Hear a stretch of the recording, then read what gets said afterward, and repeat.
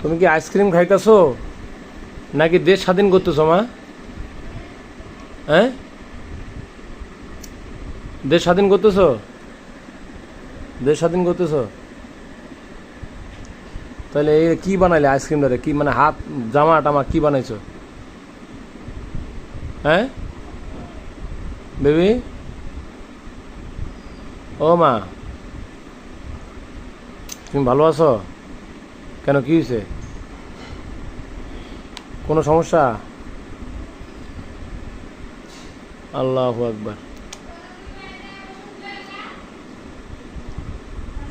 কি বানাইতেছো তুমি এগুলা? মানে কি আইসক্রিমটার তো 12টা বাজাই দিছো, বাপের নাম ভুলাই দিছো মা। কি বানাইছো এটা, কি বানাইতেছো?